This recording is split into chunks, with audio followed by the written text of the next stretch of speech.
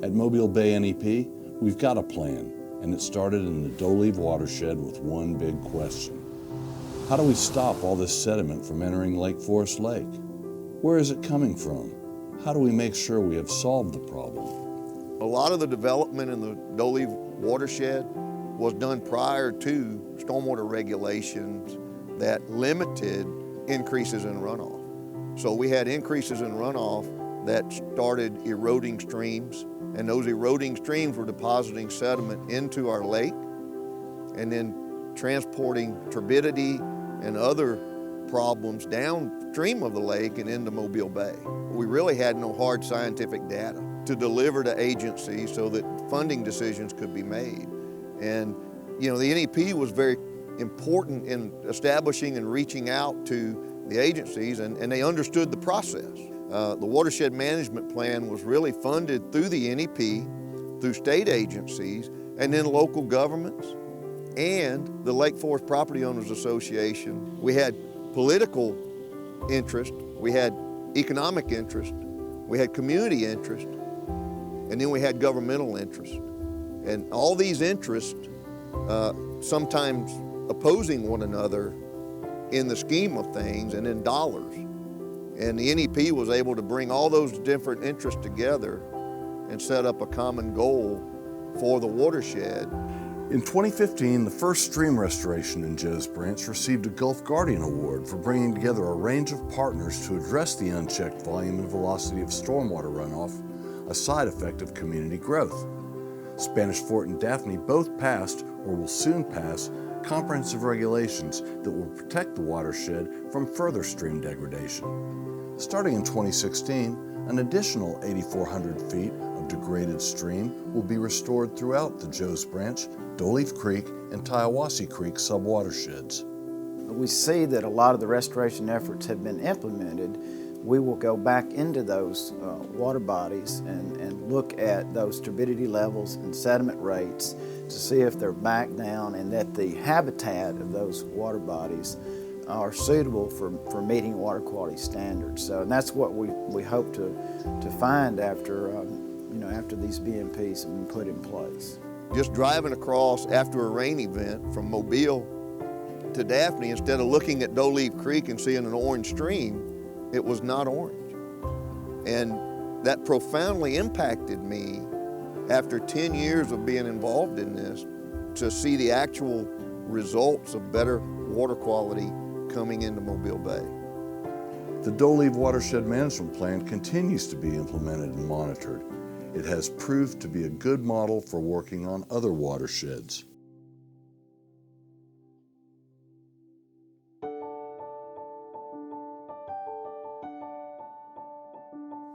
In September of 2014, the 3 Mile Creek Watershed Management Plan was completed and put into action. Now there's a buzz in the air throughout the community about restoring 3 Mile Creek, one neighborhood at a time. When I think about the vision for 3 Mile Creek and how it folds into the city's vision, we want to improve the quality of life for all citizens. And to do that, first you have to have a clean city. You have to be environmentally sensitive to the surroundings that we have. The Stimson administration is grateful for NEP. The work they've done certainly gives us the foundation to build the right kind of greenway along 3 Mile Creek. In 2015, the city, in collaboration with the NEP, received almost $400,000 from the National Park Service to create the first leg of a 12-mile trail along the creek.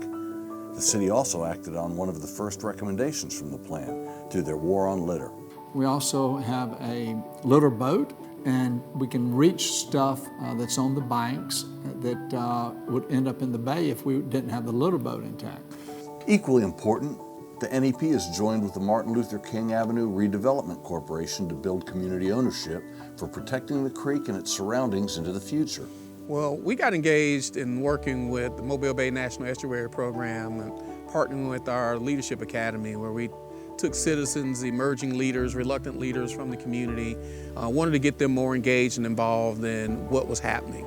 And so the residents learned about, what a watershed is, why 3 Mile Creek needs to be properly maintained, how it potentially can help, obviously, if it's properly maintained, in the reduction of flooding, reduction in climate change impacts, as well as improve water quality for the community.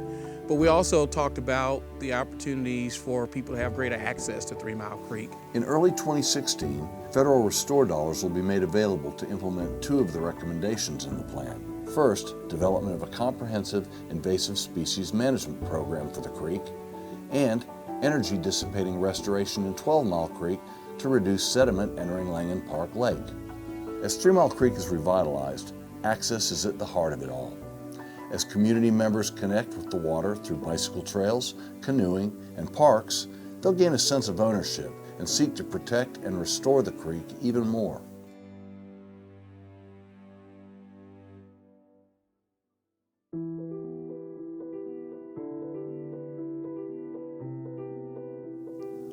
In 2014, we began development on a comprehensive management plan for the Fowl River watershed to identify potential conservation and restoration opportunities in this relatively pristine waterway.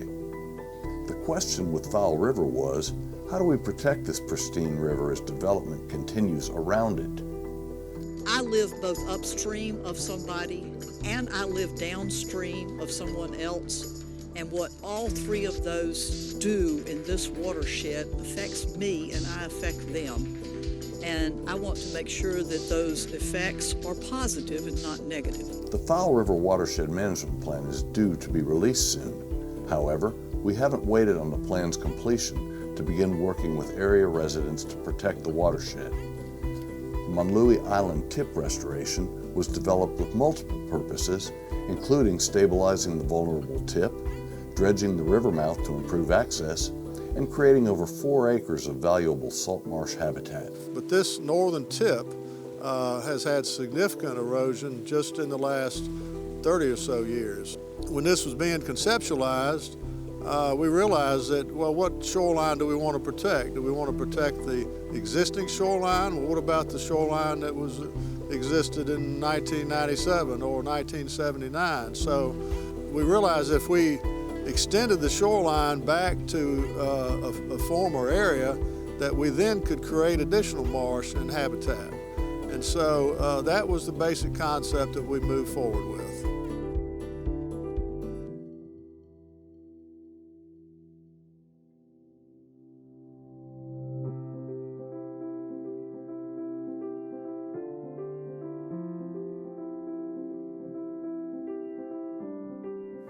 With funding from the National Fish and Wildlife Foundation Gulf Environmental Benefit Fund, the NEP has not only been able to advance restoration in the D'Olive watershed and begin planning and restoration in Fowl River, it has initiated the development of management plans for Bayou La Batre, Bon Secour, Dog River, and Fish River watersheds in 2015. Well, the water management plan and a lot of, in the meetings, they actually give me and a lot of people an idea, what we can do and improve the water condition in the area. The watershed management plan has been an eye-opening experience for our community. All of us look at it and realize that all of us have some responsibility in maintaining a clean, clear watershed as much as possible. By the end of 2016, 3 more watershed plans will be underway: West Fowl River, Wolf Bay Complex, and Tensaw-Appalachie watersheds. The Mobile Bay NEP's Management Conference's biggest achievements in 2015 cannot be overstated. So the Watershed Monitoring Framework is a project that the SAC, along with other committees within the NEP, have been working on for some time. And the idea is that we're trying to put together a plan that can encourage long-term monitoring of restoration projects, but also give those who are engaged in the restoration activities specific metrics to measure success, and in particular success relative to whole watershed function. Over the past year, through the Government Networks Committee, elected officials came together to learn about what is happening at the state legislature, to raise their voices in support of reforming insurance practices and the Clarity Law, and to develop a strategy for maximizing locally elected officials' input in watershed planning and management. Building capacity of grassroots groups was the focus of the Community Action Committee in 2015. Having the Community Action Committee to fall back on, to look to for guidance has been, there's no words to describe the type of support that they have given us, and I can't imagine where we would be without them. Being able to be in that room with FRACA, with Dog River, with the people across the bay, having Weeks Bay, having Little Lagoon, come in, and we all share that experience, strength, and hope as part of the membership of this organization. I, as executive director, have to report on what I'm doing. We have to be accountable for what we're doing. And I've had to learn how to do quarterly reports. I've had to learn how to do things that I don't think I would have done I know I wouldn't have done had we not been affiliated with them. The Business Resources Committee built its ranks and focused on a strategy for launching Create a Clean Water Future from a business vantage point. The Project Implementation Committee has been guiding watershed planning and preparing for a coming year of intensive watershed work. This year, thanks to the National Fish and Wildlife Foundation's Gulf Environmental Benefit Fund, the Project Implementation Committee has been working on watershed plans on steroids. We've basically got about 4 plans close to completion. We've got 2 more just started and 3 more in the hopper to get going for this next year. In addition to that, after the first of the year, we're going to have 19 more plans along our coastline coming online using federal restore dollars. So we're really going to be doing a lot of planning, and we're going to be tying up loose ends on these others. So it's going to be an exciting time for us.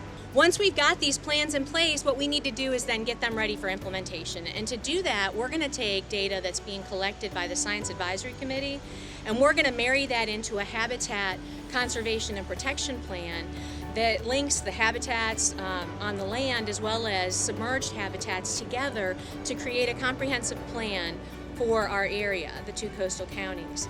In addition, we're going to take the recommendations from these recently completed plans and also these upcoming plans and marry those into a tool that we can use to help prioritize restoration within and between watersheds along our coast. It's going to be a very exciting year coming up in 2016. The Finance Committee embarked on the development of a long-range financing strategy to ensure adequate investment in restoration and management activities, and the Executive Committee listened, advised, and guided program activities throughout the year. Without participation from many of you, scientists, resource managers, engineers, grassroots groups, environmental organizations, professionals, and elected officials, we would not be on this path toward restoration.